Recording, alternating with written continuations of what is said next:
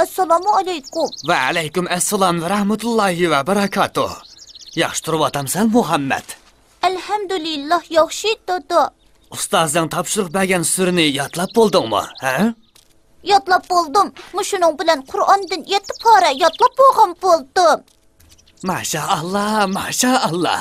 Qur'onni to'liq yodlab bo'lsang, sana beradigan obdan mukofotim bor. Xudoyim buyursa dodo. Bir ish bilan keldingmi? Ha, ishlamchilar ish haqqini o'g'ili ketgan, sizga deb qo'yay deb kirishim, dodo. Saqlatib qo'yma, hammasini chaqirib atgan, tez bo'l. Ma'qul.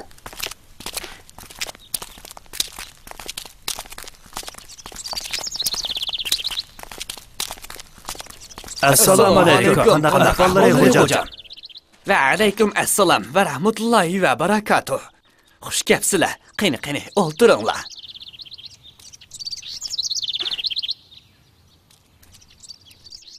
Elam. Bu sizlar. Razı bo'ldinglarmi? Rahmat, Alloh rozi bo'lsin. Mol dunyolarga barakat bersin. Allah sizlarnikiga mu barakat bersin.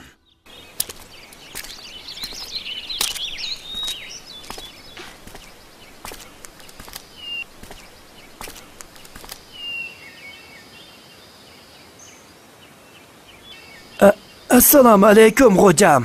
Va alaykum assalom va rahmatullohi va barakatuh. Ayolimning ay kuni yiqilishib qolgan edi. Doktorxonaga apirib tug'diraymikin deyotgan. Yonlariga pul so'rab kirishim. 5000 so'm qarz berib turgan bo'lsalari, qo'lim biroz qisqa bo'lib qoldi. Qani elam, 7000 so'm.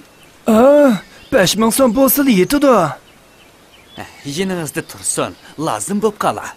Bu qarzni paxt sotgandan keyin ondan qaytara olayman. Sal so'zlab ketib qolarmi, hojam? Bo'ladi, hargiz g'am qilmang. Alloh ayolingizning tug'utini oson qilib bersin inshaalloh. Men sizga hujjat yozib beraymi? Nima deganingiz bu? Biz kuni tunishlardan tursak, hojat yo'q. Alloh rahmat qilsin, hojam. Yo'qlab kelganingdan bek xush bo'ldim, Husayn. Sizni ko'rib, menmi xush bo'ldim. O'tgan qitimqi ishdan keyin sizdan hol so'rayolmagan edim. Allohga ming shukri. O't opti tavba qilishimga sabab bo'ldi. Qisqa vaqtda Alloh taolo rizqimni mo'l qilib berdi. Mahmud ishkanlarning sodisi yaxshi ketyapti. Sodimiz yurishib ketdi. Foydasi mo kundan kunga eshiyotir. Mana bu Allohning va'dasining amalga oshgani aka. Qur'on Karimda kimiki Allohdan qo'rqadi ekan, Alloh uningga chiqish yo'li berdi. Alloh uningga o'ylamagan yerdan rizq berdi deb oyat bor emasmi? Tag'am bilanki sodimiz intayin barakatli bo'lyapti. Allohga shukr. Assalomu alaykum. Va alaykum assalom va rahmatullohi va barakatuh. Kasila Ibrohim aka. Husaynni kapto deb anglab ko'rishib chiqay deb kirishim. Qanday ahvoling Husayn? Alloh rahmat qilsin. Tanlarini salomat qilsin. Yurtdagi hojatmanlarga yordam qo'llarini sunayotdilar. Qarz beryotdilar. Alloh minglab savob bergaysiliga. Lekin muhim ishdan birini tashlab qo'yibdilar, hojam. Qaysi ishni deyla amdi? Qarz berganda hujjat yozmayotdilar. Bu Allohning buyrug'i edi. Yezish ishi menga sal eg'ir keladi ekan. Yana kelib, burunqidek jazoni qilyotdi deb gap chiqishidan ansiraydi ekanman. Gaplarim eg'ir ekanmasin. Alloh taolo Qur'on Karimda qarz ishlarda hujjat yozish haqida nihoyat tafsiliy qilib mundaq degan: "Ey mu'minlar, muddat belgilab o'zaro qarz berishsanglar, uni hujjat qilib yozib qo'yinglar. Aranglardagi xat beladigan kishi uni kam ziyoda qilmay, odillik bilan yozsin. Xat beladigan kishi yozishni rad qilmay yozsin. Zimmisida boshqalarning haqqi bo'lgan odam yozadigan kishiga aytib bersin. Qarzdormo Rabbi Allohdan qo'rqsin. Qarz olgan narsadan hech nimani kamaytib etmasin. Agar qarz olg'uchi odam ahmoq yoki ojiz bo'lsa, yoki o'zi aytib beramasa, uning ishlarini boshqarg'uchi odam odillik bilan aytib bersin. Sizlar er kishinglardan 2 kishini guvohlikqa taklif qilinglar. Agar 2 er kishi yo'q bo'lsa, sizlar rozi bo'ladigan kishilardan bir er, 2 ayolni guvohlikqa taklif qilinglar. Bu 2 ayolning birisi unutib qolsa, ikkinchisi esiga soladi. Guvohchilar guvohlikqa chaqirilgan vaqtida guvoh bo'lishdan bosh tortmasin.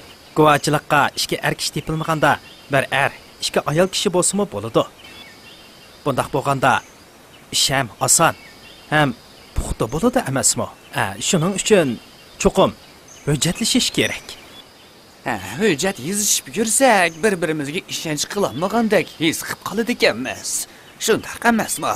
Undaq emas. Alloh taolo buni haq-huquqlarni muhofazat qilish uchun yo'lga qo'ygan. Hujjat qarz olg'uchiga topshiradigan vaqtni eslatib turadi. Vaqtida topshirmay, qarzdor holatda o'lib ketishning oldini oladi. Bu Alloh taoloning buyrug'i.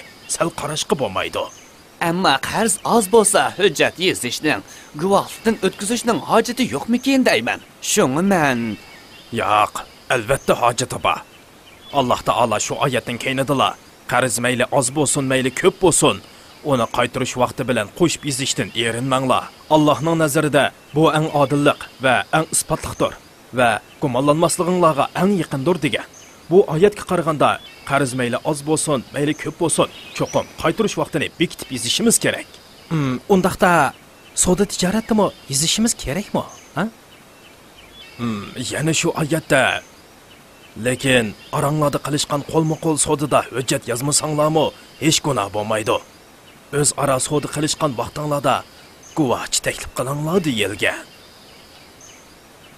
Shunga naq savdoda hujjat yozilmasimi bo'ladi. Bu savdo ishlarini qulaylashtirish uchun foydali. Tushundingmi o'g'lim? islom shariati nima degan mukammal, ha? To'g'ri deding. Allohning shariati intayin mukammal.